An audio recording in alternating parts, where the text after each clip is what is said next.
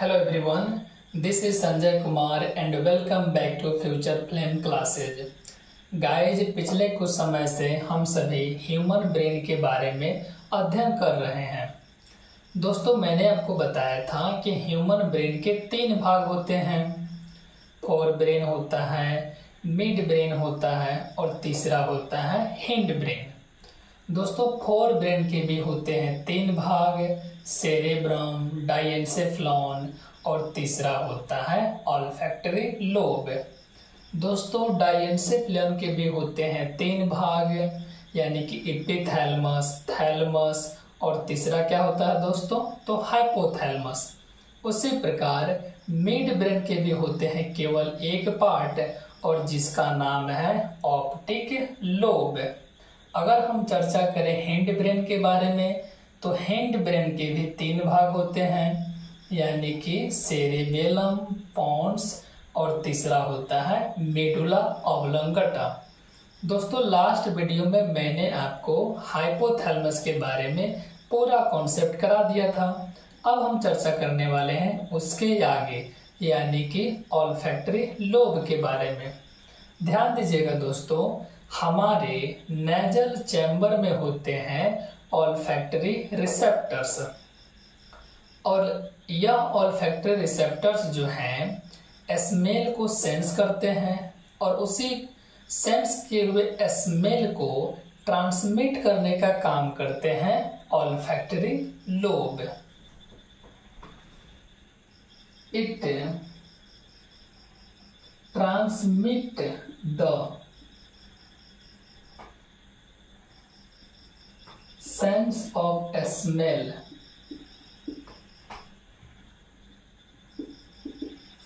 received by the olfactory receptors in a nasal chamber। ध्यान दीजिएगा दोस्तों, हमारे नेजल चैम्बर में क्या होते हैं, तो ऑल्फैक्टरी रिसेप्टर्स। इसका काम क्या है, तो स्मेल को सेंस करना, और इस सेंस किए हुए स्मेल को ट्रांसमिट करने का काम कौन करता है, तो ऑल्फैक्टरी लोब करता है। दोस्तों अब हम चर्चा करने वाले हैं मिड ब्रेन के बारे में। मिड ब्रेन, ध्यान दीजिएगा दोस्तों, हमारे ब्रेन के होते हैं 3 भाग, फोर ब्रेन, मिड ब्रेन और हिंड ब्रेन। तो फोर ब्रेन और हिंड ब्रेन इन दोनों के बीच में सामंजस्य कौन बनाता है, तो मिड ब्रेन करता है। It coordinates between fore brain and hind brain. इसके अलावा दोस्तों मैंने आपको बताया था कि मिड ब्रेन में पाया जाता है ऑप्टिक लोब, और यह जो ऑप्टिक लोब है हेल्प करता है विजन में, यानी कि देखने में क्या करता है, सहायता प्रदान करता है। इसके अलावा इट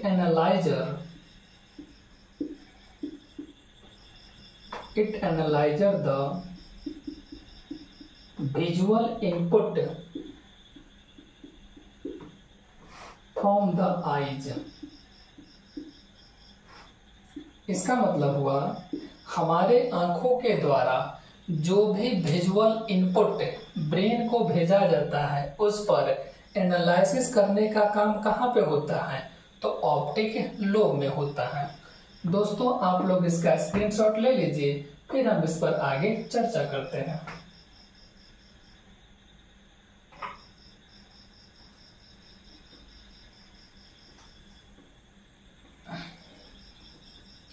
ध्यान दीजिएगा दोस्तों, अब हम बात करने वाले हैं ब्रेन का तीसरा भाग, यानी कि हिंड ब्रेन के बारे में, और यह जो है ब्रेन का बहुत ही महत्वपूर्ण भाग होता है। दोस्तों मैंने आपको बताया था कि हिंड ब्रेन के 3 भाग होते हैं। इन 3 भागों में पहला भाग होता है सेरेबेलम। तो आइए चर्चा करते हैं सेरेबेलम का क्या क्या फंक्शन होता है। दोस्तों, सेरेबेलम जो होता है हमारे ब्रेन का वॉल्यूंटरी एक्शंस को कंट्रोल करने का काम करता है। It controls the voluntary actions. इसके अलावा यह जो है हमारे बॉडी के बैलेंस को मेंटेन करने का काम करता है।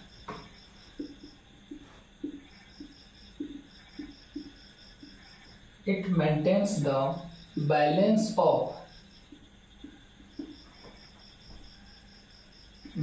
of our body।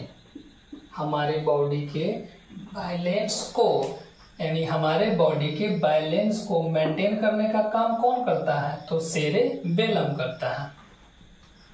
इसके अलावा दोस्तों, हैंड ब्रेन को लिटिल ब्रेन के नाम से जाना जाता है। हैंड ब्रेन को यानी हैंड ब्रेन कहने का मतलब है सेरेबेलम को लिटिल ब्रेन के नाम से जाना जाता है।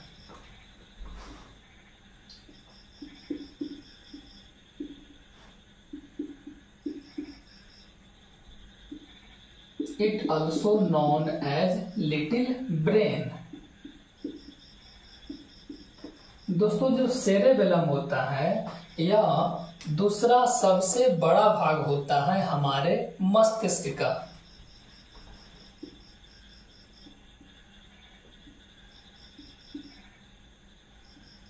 Second largest part of the brain, यानी ब्रेन का दूसरा सबसे बड़ा भाग होता है। एक बार रिवाइज कर लेते हैं। सेरेबेलम हैंड ब्रेन का एक भाग होता है। इसका काम क्या है? तो वॉल्यूंटरी एक्शन को कंट्रोल करना यानी कि नियंत्रण करना। वॉल्यूंटरी एक्शन का मतलब हुआ वैसा एक्शन, वैसा कार्य जिस पर हमारा नियंत्रण रहता है। इसके अलावा सेरेबेलम जो होता है हमारी बॉडी के बैलेंस को मेंटेन करने का काम करता है। साथ ही साथ सेरेबेलम को लिटिल ब्रेन के नाम से जाना जाता है और यह ब्रेन का दूसरा सबसे बड़ा भाग होता है, जबकि पहला सबसे बड़ा भाग कौन सा था? तो सेरेब्रम था। अब हम चर्चा करते हैं दोस्तों हैंड ब्रेन का दूसरा भाग, जिसे हम लोग कहते हैं पोन्स। दोस्तों, हमारे ब्रेन में कई सारे पार्ट होते हैं, तो उन सारे पार्ट को जोड़ने का काम करता है pons. It connects the different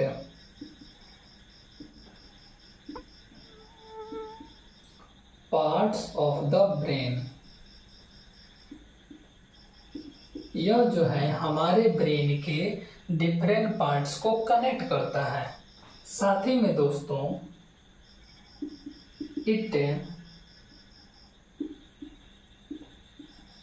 controls the some involuntary actions.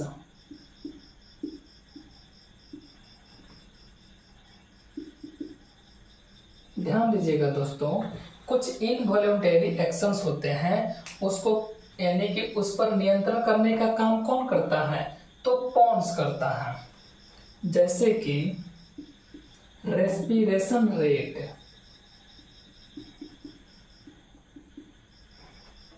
यानी कि श्वसन दर को नियंत्रण करने का काम करता है पोन्स। एक बार रिवाइज कर लेते हैं। पोन्स जो है हमारे ब्रेन के डिफरेंट पार्ट को जोड़ता है, साथ ही साथ यह कुछ इनवॉल्यूंटरी एक्शंस को भी नियंत्रण करता है, जैसे कि रेस्पिरेशन रेट।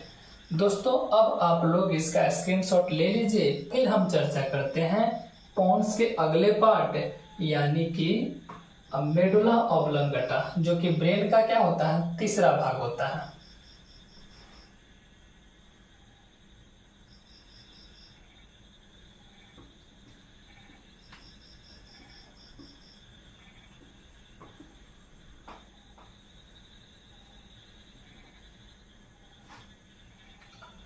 आइए दोस्तों चर्चा करते हैं मेडुला ऑब्लंगटा के बारे में।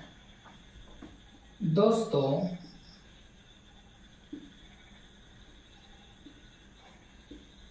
मेडुला ऑब्लंगटा को हम लोग अगर चाहें तो शॉर्ट फॉर्म में सिर्फ मेडुला भी लिख सकते हैं। यह जो मेडुला है अधिकांशतः इनवॉल्यूंटरी एक्शन को कंट्रोल करता है। इट कंट्रोल्स द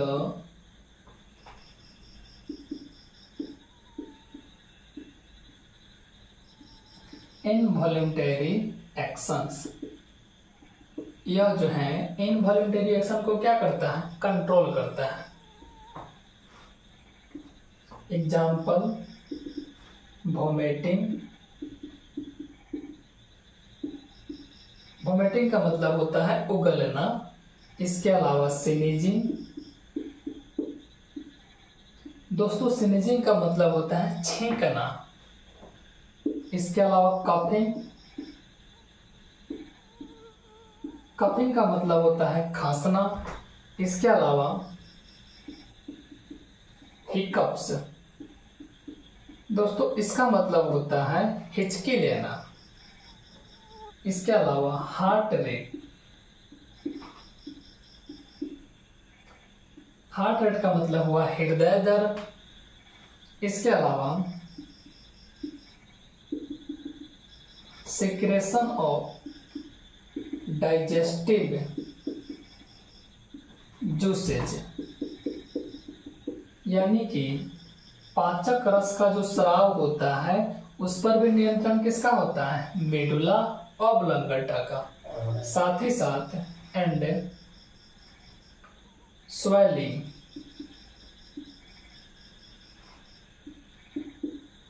स्वेलिंग के अलावा सैलिवेशन। दोस्तों सैलिवेशन का मतलब होता है लार का आना। सैलिवेशन का क्या मतलब होता है, लार का आना। इस पर भी किसका नियंत्रण होता है, मेडुला ऑब्लंगटा का। यानी कि हम कुल मिला के कह सकते हैं मेडुला ऑब्लंगटा जो है अधिकांशतः इनवॉल्यूंटरी एक्शन को नियंत्रण करता है। इनवॉल्यूंटरी एक्शन का मतलब हुआ वह कार्य या वह एक्शन जिस पर हमारा डायरेक्ट रूप से कोई नियंत्रण नहीं है। साथ ही साथ दोस्तों यह मेडुला ऑब्लंगटा जो है स्पाइनल कॉर्ड को कनेक्ट करता है, यानी कि it connects the spinal cord. यह जो है स्पाइनल कॉर्ड को कनेक्ट करता है। दोस्तों आप लोग अब इसका स्क्रीनशॉट ले सकते हैं, फिर हम इसके आगे स्पाइनल कॉर्ड के बारे में चर्चा कर रहे हैं।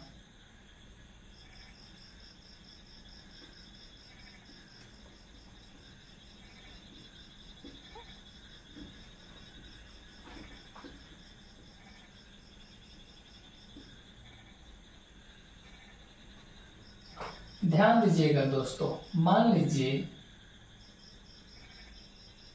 यह जो है आपका ब्रेन है। क्या हुआ, ब्रेन। और ब्रेन का यह जो भाग है यही कहलाता है स्पाइनल कॉर्ड। क्या कहलाएगा दोस्तों, स्पाइनल कॉर्ड। और स्पाइनल कॉर्ड जो है हमारे सेंट्रल नर्वस सिस्टम का भाग होता है,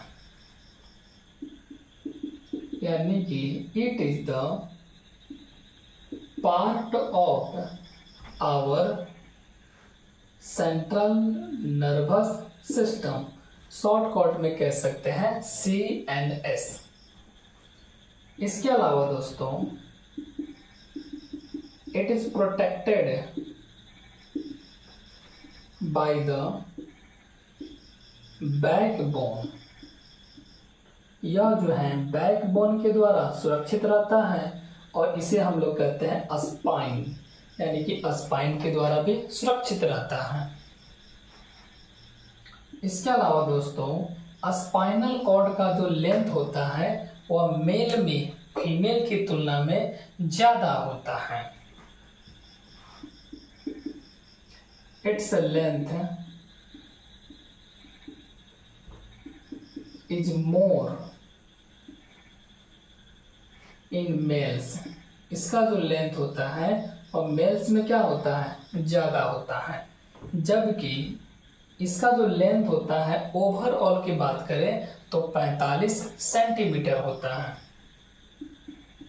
its length is about 45 centimetre. एक बार रिवाइज कर लेते हैं दोस्तों। स्पाइनल कॉर्ड जो है हमारे सेंट्रल नर्वस सिस्टम का एक भाग होता है। यह जो है बैकबोन के द्वारा सुरक्षित रहता है। इसकी लंबाई लगभग 45 सेंटीमीटर होता है और इसकी लंबाई मेल्स में क्या होते हैं, ज्यादा होते हैं। दोस्तों आप लोग इसका स्क्रीनशॉट लीजिए, फिर हम चर्चा करते हैं लिम्बिक सिस्टम के बारे में।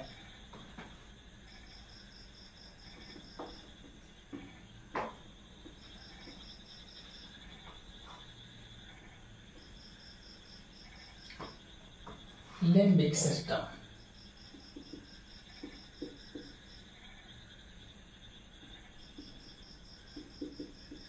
ध्यान दीजिएगा दोस्तों, लिम्बिक सिस्टम जो होता है दो कंपोनेंट से मिलकर बना होता है। पहला होता है एमिगडाला। पहला क्या होता है दोस्तों, एमिगडाला, और दूसरा होता है हिप्पोकैम्पस। हिप्पोकैम्पस दोस्तों, एमिगडाला रेस्पॉन्सिबल होता है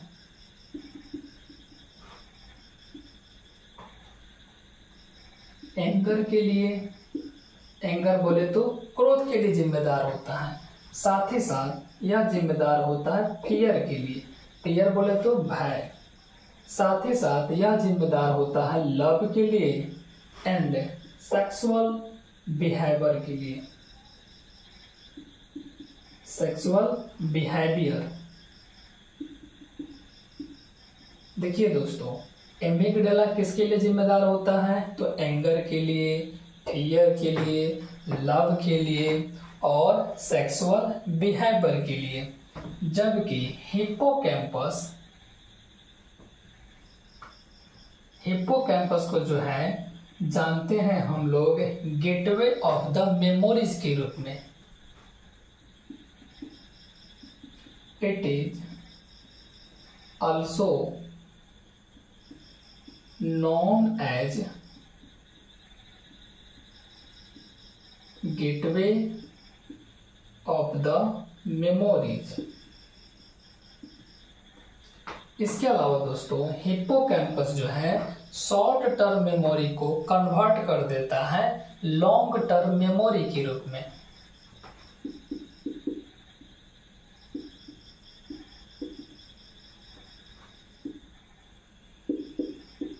It converts the short-term memory to long-term memory। यानी कि कम यादाश्त वाले क्षमता को अधिक यादाश्त वाले क्षमता में कन्वर्ट कौन करता है, तो हिप्पोकैम्पस। एक बार रिवाइज कर लेते हैं।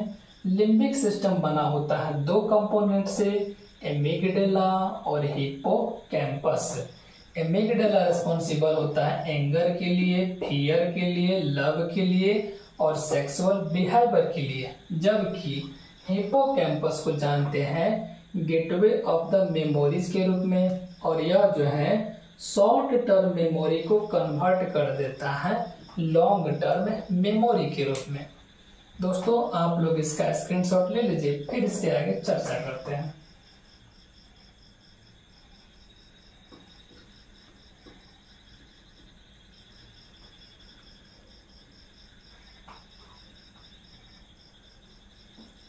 ध्यान दीजिएगा दोस्तों, आप लोग नोट करके लिख लीजिएगा सेरेब्रम जो कि फोर ब्रेन का एक भाग होता है, यह दो भागों में बटा होता है। सेरेब्रम यह जो है दो भागों में बटा होता है। एक का नाम है लेफ्ट हेमिस्फीयर, लेफ्ट हेमिस्फीयर, जबकि दूसरे को कहते हैं राइट हेमिस्फीयर।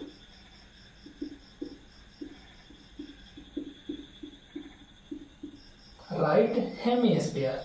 दोस्तों, सेरेब्रम के होते हैं दो भाग, लेफ्ट हेमिस्फीयर और राइट हेमिस्फीयर।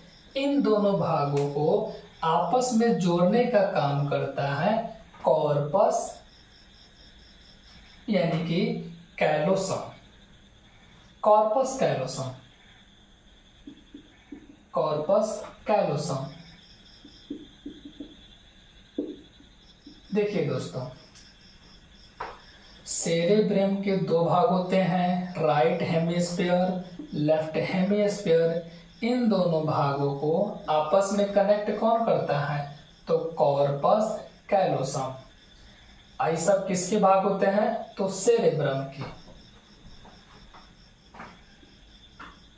यानी कि कॉर्पस कैलोसम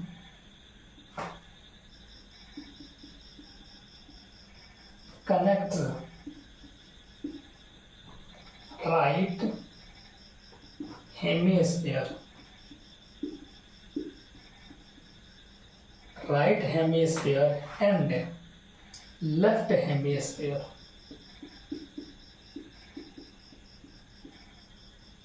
लेफ्ट हेमिस्फीयर। दोस्तों, आज के लिए इतना ही। मिलते हैं आपसे नेक्स्ट वीडियो में। Thanks for listening. God bless you all.